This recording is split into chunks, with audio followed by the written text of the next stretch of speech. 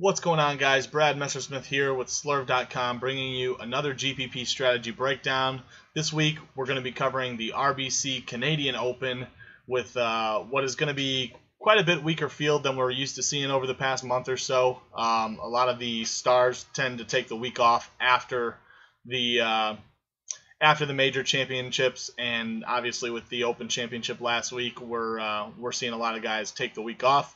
That being said, we've still got some studs in the field with the RBC sponsorship, so let's go ahead and get right into it. I've got some guys at different price ranges I want to cover this week.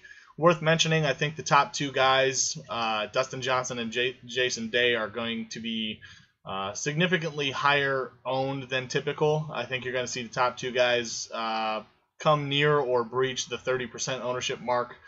Seems like it's going to be a stars and scrubs type of week with the pricing. So just something to consider as you're building your lineups. I still haven't landed on how I want to handle that, but either play both or fade both consideration may come into play this week. So something to think about when you're building your rosters.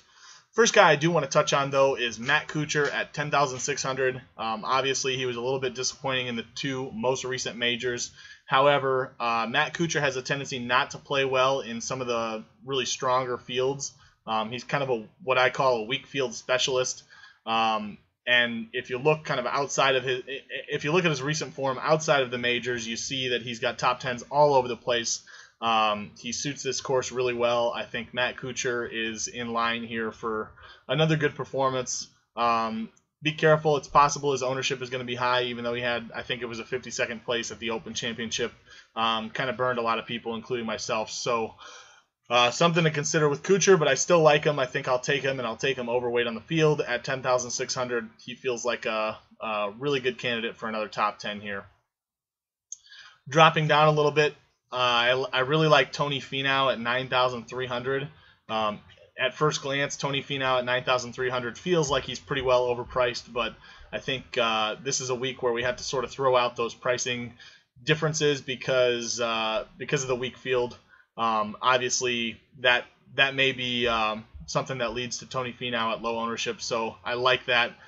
Played pretty well at the Open, but most of all, he's got really good par 5 scoring, which is going to be a huge key this week.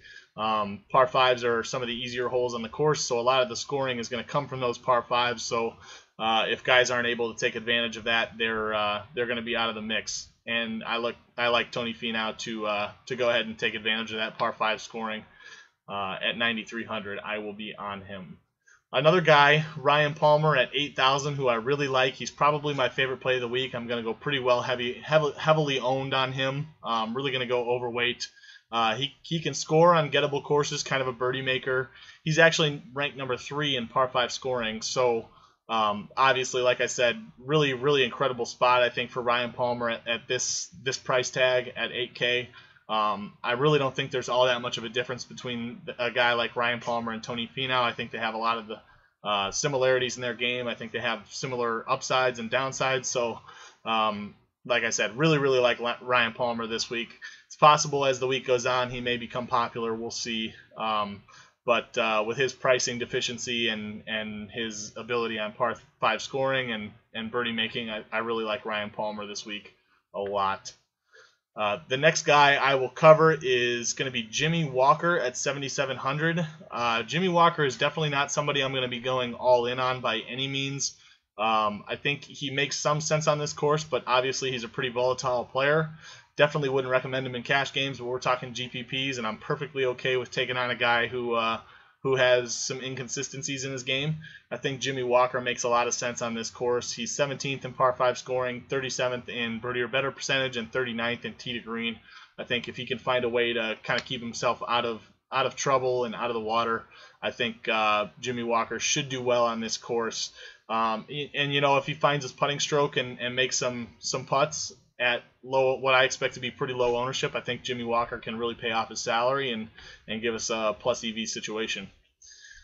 So the last guy I want to talk about is Chad Campbell, who I also really like, probably just behind Ryan Palmer as my second favorite play of the week.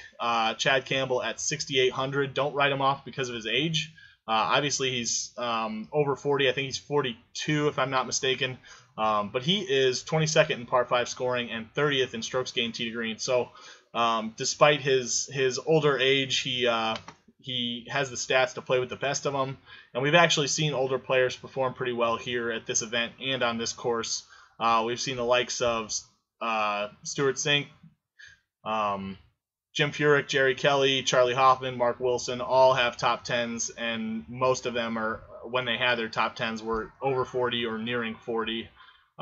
So definitely don't write Chad Campbell off because of his age. I think that we've got a really good opportunity here to play a guy who makes a lot of sense statistically and shouldn't be too overboard in his ownership this week. So definitely a good option to consider there. As always, you guys can find me on Twitter at Brad Messersmith, Messer Smith. If you guys have questions or want to know about other players that I didn't cover today, give me a shout on Twitter. Go ahead and go listen to our podcast, the Fantasy Golf Degenerates podcast, and check me out on the Slurve Expert Chat on Wednesday nights at 9:30 Eastern. Other than that, guys, thanks a lot for tuning in, and we'll catch you next time.